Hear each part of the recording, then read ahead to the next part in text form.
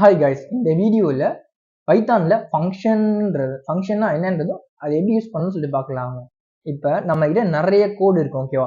திரும்பி திரும்பி ஒரே கோடு வந்து ரிப்பீட் ஆகும். அப்படி ரிப்பீட் ஆகக்கூடாத தவிர்க்கிறதுக்காக தான் ஃபங்க்ஷன் ஒரு கான்செப்ட் வந்து கொண்டு வந்தாங்க. இப்போ வந்து ஃபங்க்ஷன் ஒரு இடத்துல நான் கிரியேட் பண்ணி ஒரு கோடை எழுதி வச்சுட்டேன், ஓகேவா? அந்த எழுதின கோடை நான் திரும்பி திரும்பி எத்தனை முறை வேணால் யூஸ் பண்ணிக்கலாம், ஓகேவா? சரி, ஃபங்க்ஷனை நம்ம எப்படி டெஃப்ன்ற கீவேர்டு மூலமாக தான் ஃபங்க்ஷன் வந்து கால் பண்ண முடியும்.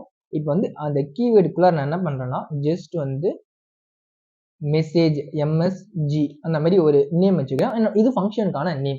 ஃபங்க்ஷன் நேம் வச்சுட்டு எப்பயுமே அந்த 2 பிராக்கெட் வந்து வைக்கணும். ஓப்பன் பிராக்கெட், க்ளோஸ் பிராக்கெட் வச்சுட்டு நீங்கள் வந்து கோலன் கொடுக்கும். கோலன் வச்சுட்டு இந்த இடத்துல பிரிண்ட், ஓகேவா? பிரிண்ட்டுக்குள்ளார நான் வந்து காஷ்யூ அந்த மாதிரி கொடுத்துக்கிறேன், ஓகேவா? கொடுத்துட்டு இப்போ நான் இதுதான் ஃபங்க்ஷன், ஓகே? நான் ஃபங்க்ஷனை கிரியேட் பண்ணிட்டேன். இந்த கிரியேட் பண்ண ஃபங்க்ஷனை நான் ரன் பண்ணுறேன். ரன் மாடியூல் ரன் ஆயிடுச்சு. பட் எனக்கு எதுவுமே அவுட்புட் வரல. ஏன்னா நம்ம வந்து ஃபங்க்ஷனை ஜஸ்ட் நம்ம கிரியேட் மட்டும் தான் பண்ணியிருக்கோம், நம்ம இன்னும் ரன் பண்ணலை, ஓகேவா? இப்போ வந்து எம்எஸ்ஜின்னு கொடுக்குறேன். இப்போதான் ஃபங்க்ஷனை கால் பண்ணியிருக்கோம், ஓகே? நம்ம கிரியேட் பண்ணிட்டோம், கால் பண்ணணும் இல்லையா? வெறும் எம்எஸ்ஜின்னு கொடுத்துட்டு நீங்கள் 2 பிராக்கெட் மட்டும் கொடுத்தீங்கன்னா அந்த ஃபங்க்ஷன் வந்து கால் ஆகும்.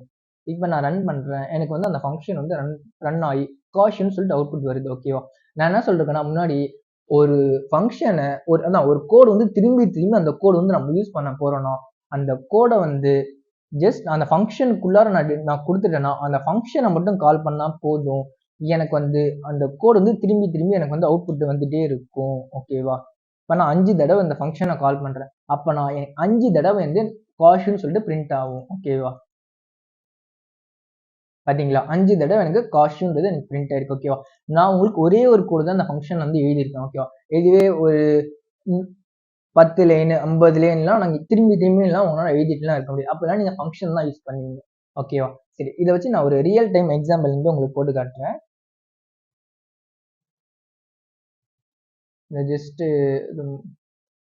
இப்போ வந்து என்ன பண்ண போறோம்னா, டெஃப் ஆட், ஓகேவா? ஒரு கால்குலேட்டர் மாதிரி நம்ம பண்ணலாம், ஓகேவா? ஆடுக்குள்ளார ரிட்டர்ன் கீவேர்டு யூஸ் பண்ணுறோம், ஓகேவா? பிரிண்ட்னு கொடுத்தோன்னா டைரக்டா இந்த ஃபங்க்ஷனை கால் பண்ணால் பிரிண்ட் பண்ணுது, ஓகேவா? பட் ரிட்டர்ன் கொடுத்தோன்னா அந்த இடத்துல அந்த ஃபங்க்ஷன் நேமை நம்ம பிரிண்ட் பண்ணுவோம், ஓகேவா? நான் ரிட்டர்ன் தான் கொடுப்பேன்.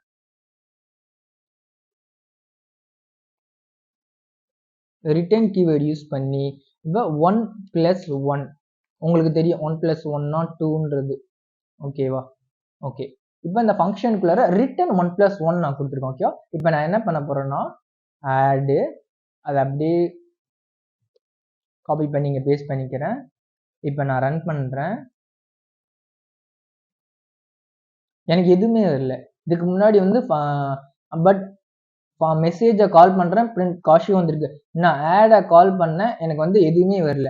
ஆனால் நான் ரிட்டர்ன் கீவேர்டு யூஸ் பண்ணிருக்கேன். ரிட்டர்ன் கீவேர்டு யூஸ் பண்ணி 1+1 கொடுத்துருக்கேன், ஓகேவா? இப்படி கொடுக்கும்போது என்ன பண்ணணும்னா, நீங்கள் அந்த ஃபங்க்ஷனை வந்து பிரிண்ட் பண்ணோம்னா வேல்யூஸ் வந்து நமக்கு கிடைச்சிடும். ஏன்னா நம்ம ரிட்டர்ன் கீவேர்டு யூஸ் பண்ணியிருக்கோம் அதனால, ஓகேவா? இப்போ நான் ரன் பண்ணுறேன். இப்போ பாருங்க 2ன்னு வந்திருக்கு. அது என்ன பண்ணியிருக்குன்னா, இதுக்கு பதிலா இங்க 1+1 என்ன 2ன்றது வரும். அந்த 2 வந்து இந்த இடத்துல வந்துடும். இதுதான் ரிட்டர்ன் கீயோட அட்வான்டேஜ், ஓகேவா? ஓகே, ரியல் டைம்ல வந்து ஒரு எக்ஸாம்பிள் வந்து பண்ணுவோம். ஆட் இல்ல இந்த இடத்துல வந்து num1, num2. இப்போ 2 பேராமீட்டர் வந்து சென்ட் பண்றோம், ஓகேவா? ஒரு ஃபங்க்ஷன் வந்து கால் பண்றதுக்கு முன்னாடி 2 பேராமீட்டர். இப்போ இந்த பேராமீட்டர்னா ஃபர்ஸ்ட் வந்து 9ன்ற நம்பர் வச்சுக்கிறேன். 9, 3, ஓகேவா? அப்போ 9+3 என்னது 12 வரும் உங்களுக்கு, ஓகேவா? இப்போ நான் ரன் பண்ணுறேன்.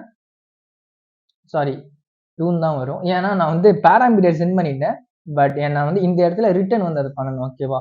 இங்கே பேராமீட்டரை இப்போ ரன் பண்ணுறேன். எனக்கு வந்து 12ன்னு சொல்லிட்டு வரும், ஓகேவா? 12.